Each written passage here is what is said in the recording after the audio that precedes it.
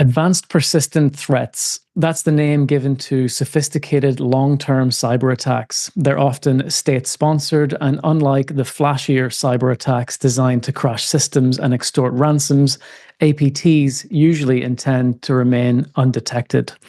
For cyber espionage groups, the desired outcome isn't coins, it's information.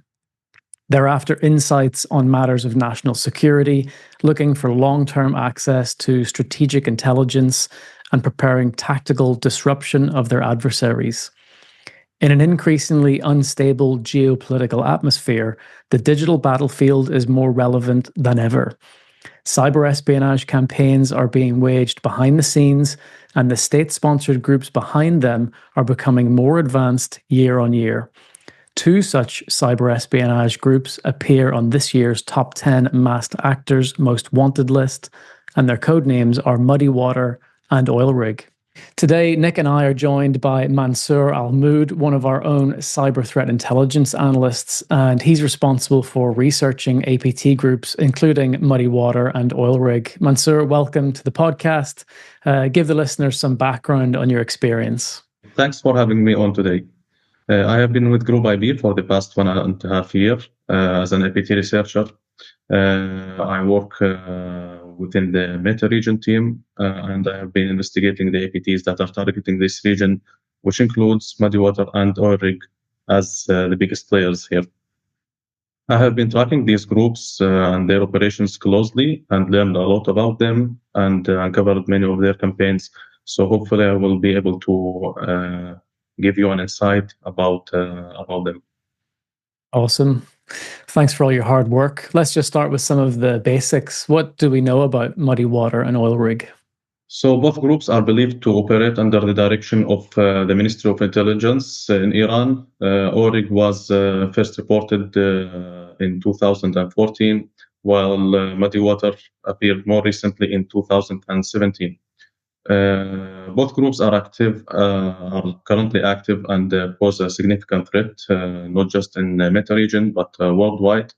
And just recently, we have detected an operation by MuddyWater. It was a phishing campaign targeting more than 100 governments and multiple international organizations. This was an espionage campaign. Their goal was to gather geopolitical intelligence related to the tensions in the Meta region. Our observations show a clear difference between MuddyWater and OilRig, despite them being affiliated with the same party. MuddyWater has a broader spectrum of operations and often conducts opportunistic phishing attacks, while OilRig tends to be more specific, and they are kind of more specialized and change their TTPs more often. Awesome. Thanks a lot, Mansour, and happy that you guys have a good read and tracking capability on these two groups. So tell me, who exactly are they targeting? Okay, so without going too deep in the political aspect, the objectives of state-sponsored threat actors in general are set according to the political goals of their state. And therefore reflect them. Our observations show that both groups focus on high-value intelligence sources like government entities, critical infrastructure like energy and telecom. They also target various companies and organizations in other sectors if these organizations or companies are deemed interesting to them. So, for example, they can infiltrate these companies and then jump from them to other targets. Our observations also show that the primary focus of both these groups is in the Meta region, as it aligns with Iranian geopolitical interests. But their operations are not limited just to this region. We have also observed campaigns that were broader and targeted countries from distant geographies. MuddyWater specifically was observed expanding their operations to Europe in 2025. You mentioned specifically their interest, if it interests them. So what exactly is their intention in targeting these organizations? Can you explain to the listeners, what do they hope to gain in their campaigns? So ultimately, it's about providing a strategic advantage to the state they are serving. That's what state-sponsored threat actors actually do.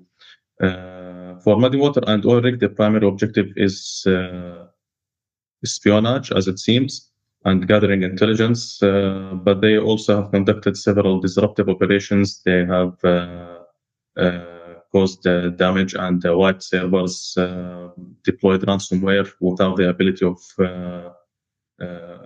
being able to decrypt the data. State-sponsored threat actors usually do this during times of political tensions. So the disruptive operations, they don't just hack and disrupt the systems.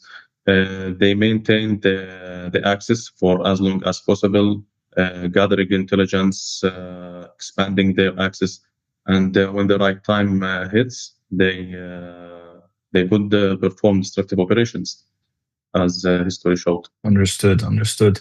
So, Mansoor, you mentioned disruption, you mentioned espionage, right? If I'm a normal company, if I'm a private company, do I have to be concerned about these threat actors in terms of my priority intelligence requirements, their tactics, their techniques, or should I just not care because I'm not critical infrastructure? Well, actually, everyone should be concerned about APTs while their goal is espionage and high-value targets. It's often hard to reach these targets directly, so they exploit other companies, especially the companies that provide services to governments, for example.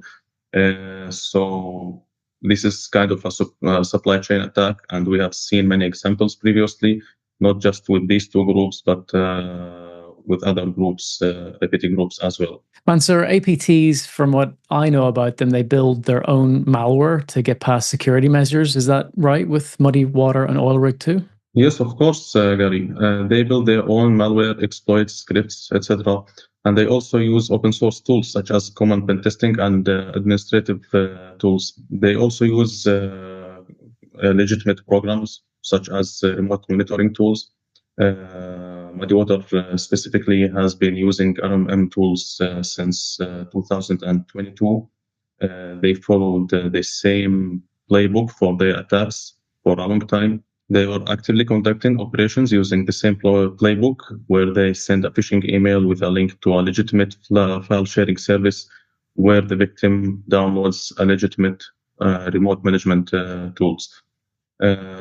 This tool it allows MuddyWater to take control of a victim machine, execute commands, upload and download files.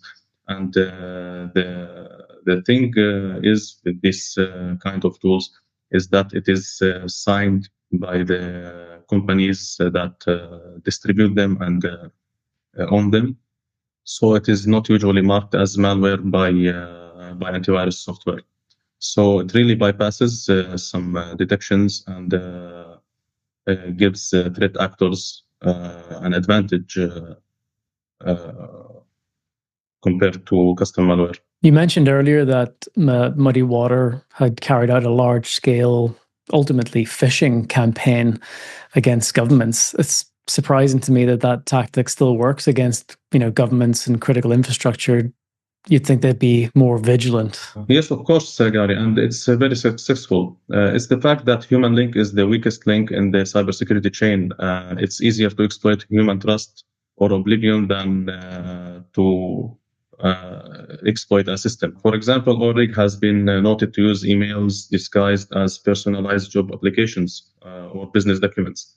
Here at Group IB, we have seen MuddyWater using documents impersonating governments and seemingly legitimate communications. Also, they often use compromised accounts, which also adds to the legitimacy of their phishing emails. Like the attack, the phishing campaign that was conducted recently, they used a compromised mailbox from a government organization to send phishing emails to other governments. So this trick adds legitimacy to this communication and increases the success of such operations. Overall, phishing is here to stay. especially with the enhanced AI technologies, which allow threat actors to craft high-quality phishing messages and scale up their operations. Because before it was easy to spot phishing emails because of imperfections in the writing. There were grammatical errors, but these days AI helps threat actors to craft better phishing content. It's also worth noting that phishing techniques continuously evolve. For example, the click fix technique that came in late 2024, I think. It's a simple yet effective technique. Cyber criminals and info stealer operators were the first to use it. But it was adopted shortly after by APT groups such as MuddyWater and even other groups from other countries. Yeah, it's super interesting, Mansoor, that the novel techniques of trying to exploit a human is more effective than exploiting a system at the end of the day. And I think this remains true not only for MuddyWater, but many of the APT groups. If you take a look at our high-tech crime trends report or a heat map of the MITRE attack framework and the different tactics or techniques that APT groups use, there's an overwhelming focus on three different things: phishing, as you rightly mentioned, exploiting publicly facing applications, and the other one involving humans is exploiting legitimate credentials, right? That they could gather from, phishing or malware attacks where they lure a victim into to compromising their credentials. So interesting that whatever is not broken, don't fix it. Yeah, and these threat actors continue to leverage the tried and true techniques. You mentioned the espionage campaign earlier, Mansoor. Can you give us a little bit more juice on exactly what that is? We have recently detected an operation that began on 19 August 2025. It was focused on gathering intelligence around the Middle Eastern region and the recent developments that happened during that time. Almost 80% of MuddyWater targets in this campaign were embassies, diplomatic missions, and ministries of foreign affairs. This attack started by compromising one of the Ministry of Foreign Affairs email accounts, and this email account was used to send out a massive phishing campaign to over 100 governmental entities and even international organizations. And how is Group IB able to attribute that to MuddyWater without giving away any secrets? Okay, this attribution was made based on multiple indicators. There are some indicators that come from the general characteristics of this campaign, the targeting, the intent, etc. And there was also factual evidence that points directly to MuddyWater. Such evidence includes the malware that was used, the final payload in the kill chain. It was the fourth version of the Phoenix backdoor. It was publicly attributed to MuddyWater, but the version 4 was first seen in this campaign. Previously, we have seen the other versions of Phoenix backdoor, and all these campaigns were specifically attributed to MuddyWater. There was also some evidence based on their infrastructure. We found an open directory on the server, the C2 server that was linked to the backdoor that was identified. And in this open directory, we found multiple malware that was also previously used by MuddyWater, and we also found remote management tools that is also used by MuddyWater. So all evidence is pointing towards them. That's why we attributed this attack with high confidence to them. Thanks, Mansoor. Nick, we've talked a lot about MuddyWater and OilRig and how they're, disrupting digital systems as a planet as we, embrace more and more digital transformation. How do you see that playing out from an impact perspective? I think it's going to be an interesting few years in the very near future and certainly beyond. I think if you look at APT groups, they're interested in really three different things, right? Espionage or intelligence gathering, disruption, or financial gain, right? If you look at some of the criminal groups like Lazarus, they've been shut off from the global financial system and they need money to fund themselves, right? So their modus operandi for some of their attacks is financial gain. So they've taken a liking to targeting specifically cryptocurrency companies as money is easy to flow, right? So these digital currencies become more attractive for nation state actors that maybe don't have access to the global financial system and need financial gain. I think what's really interesting for me as you look at more and more of our life becoming automated, right? You can go in Austin, Texas or California and jump into a car that has no driver. As that proliferates, does that become a target in terms of disruption? Does, our ability to conduct our banking on our mobile phones become disrupted? I think a lot of the critical infrastructure from a disruption standpoint, as we become more and more digital than ever before, becomes an attractive target, especially from a disruption standpoint. And, definitely information collection will always reign supreme for APT groups. Knowledge is power. So, that will continue. But I think disruption for me is one of the most interesting targets for nation state groups in the up and coming decade. Yeah. And I guess like digital transformation is a journey, isn't it? It's not like this perfect place. It's always evolving and there's always, high-end products that are really well managed and also open source or low-end products that aren't well managed. The richer countries would probably have the better digital transformation. But for all those countries in like the middle and the low end, does that make them more vulnerable? I think you have to look at the state itself and the ability to perform those three different categories, right? Information collection or espionage, disruption, or targeted from financial gain. Every country to some degree has digital transformation, some more, some less.